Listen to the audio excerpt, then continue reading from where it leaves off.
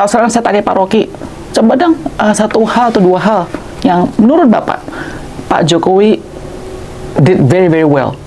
Itu apa untuk negara kita? Itu yang ditanyakan semua wartawan. Saya berupaya cari itu. Tetapi you cannot find single 10 years. Beri satu poin dan saya akan batalkan poin itu. Yes. No, I don't want to debate about that. Saya kritik Pak Jokowi sebagai kepala negara. Dia sebagai kepala keluarga bagus, buruk sebagai kepala negara. That's my point. Nah, Pak Rocky itu kan terkenal sebagai seseorang yang memberikan komentar lah tentang politik dan isu sosial di Indonesia. Tetapi sampai sekarang banyak orang masih tidak tahu Pak Rocky itu sebetulnya pilih siapa kemarin pemilu ini. Tangan saya tidak bertinta. Seriously? Iya. Kamu tidak pilih sama sekali? Saya menganggap bahwa dari awal pemilu itu udah curang karena memanfaatkan kuota 20% yang seharusnya tidak ada di dalam sistem presidensialisme, kan itu dasarnya.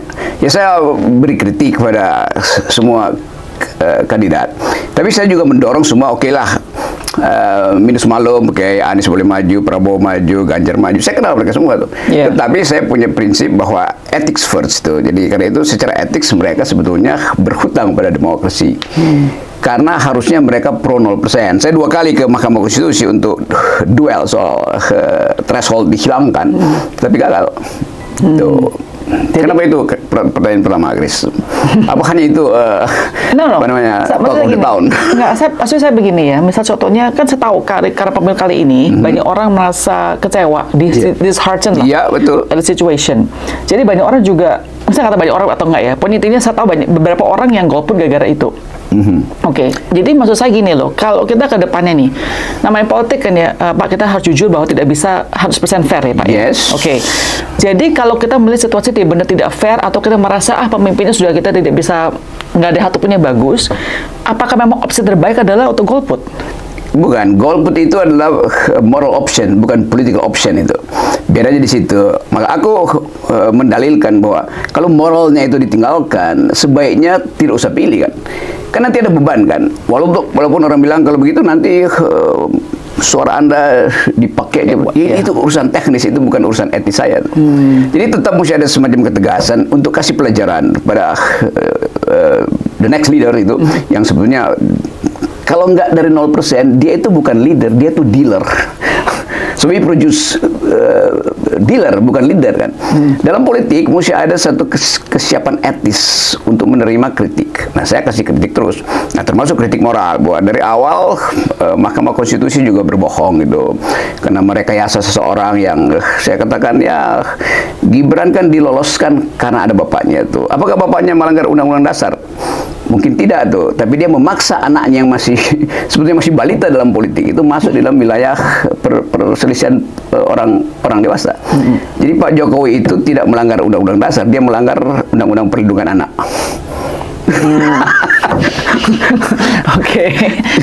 Oke, gini nih, sorry. Kalau kita bicara masalah Mas Gibran, Bapak bilang dia masih terlalu muda untuk politik. Memang umurnya akhirnya direndahkan, saya.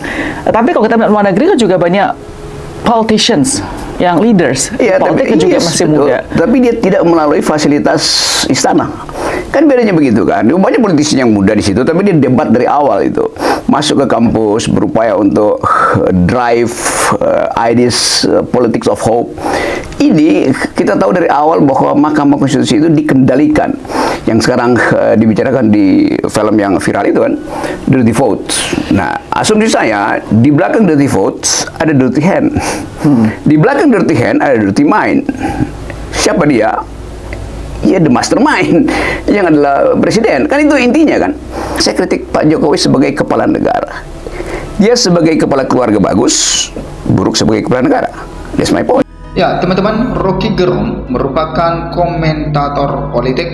Dia sering mengkomentari Presiden Joko Widodo di dalam sistem pemerintahan Presiden Joko Widodo, dan Rocky Gerung ini sering kita menyaksikan bagaimana pernyataan-pernyataannya yang sangat kontroversial, dan banyak juga hal-hal yang terbukti juga yang dikatakan oleh Rocky Gerung, baru kita paham apa maksudnya sekarang ini. Nah, kita lihat bagaimana kritikan dari seorang Rocky Gerung kepada Presiden Joko Widodo.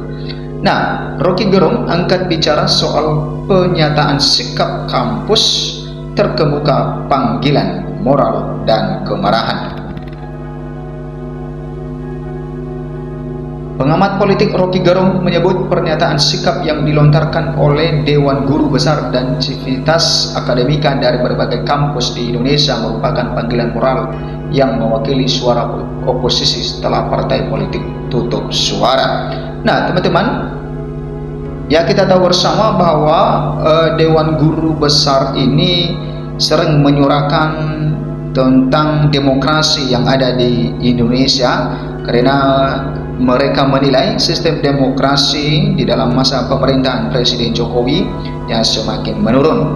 Ya, dan ini menurut Rocky Gerung ini adalah perwakilan suara oposisi karena partai politik sekarang sudah tutup suara.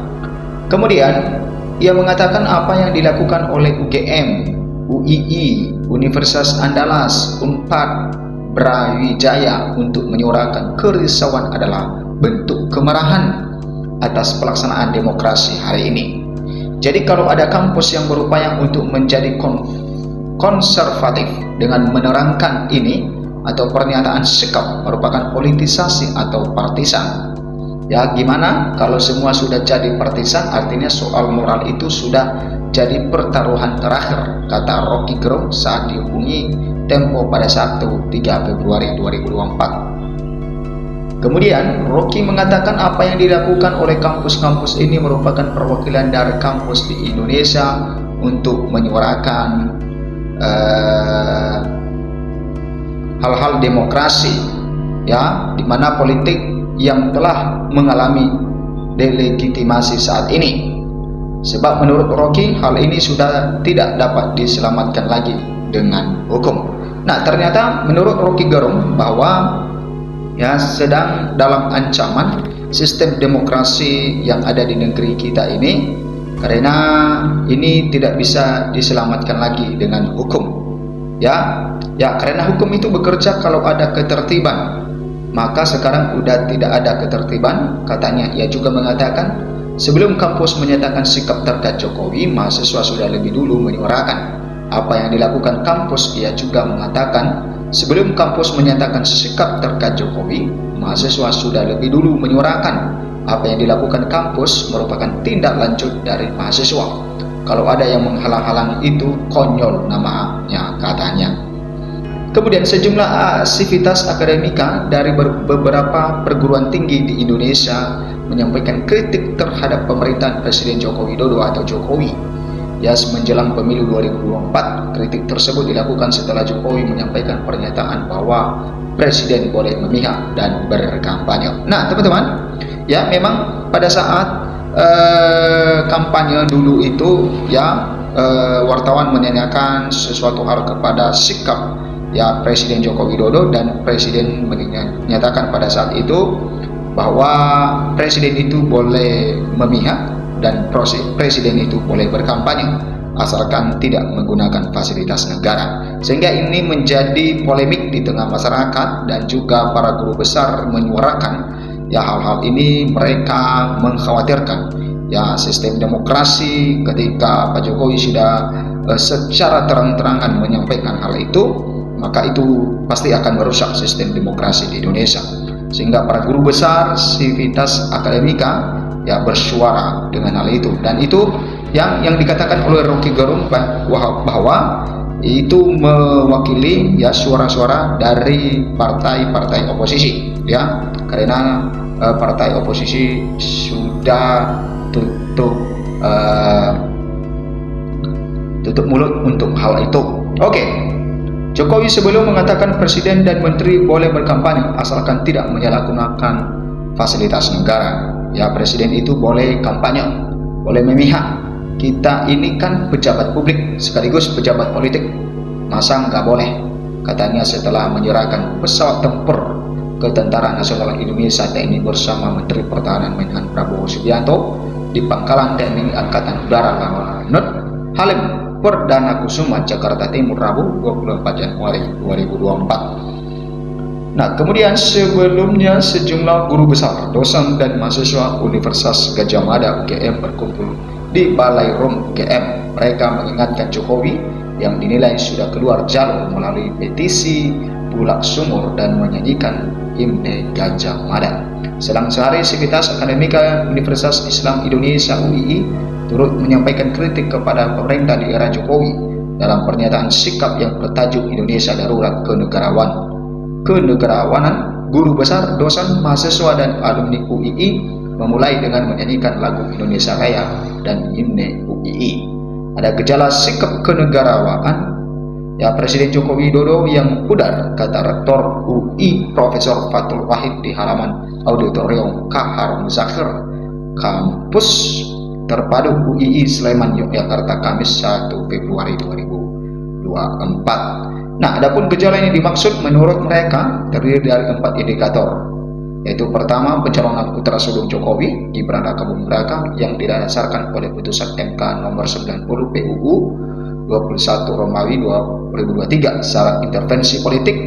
Kedua, pernyataan ketidaknetralan Jokowi yang membolehkan presiden untuk berpihak dan berkampanye. Yang ketiga, distribusi bantuan sosial bansos langsung oleh presiden ditengarai kental akan nuansa politik praktis.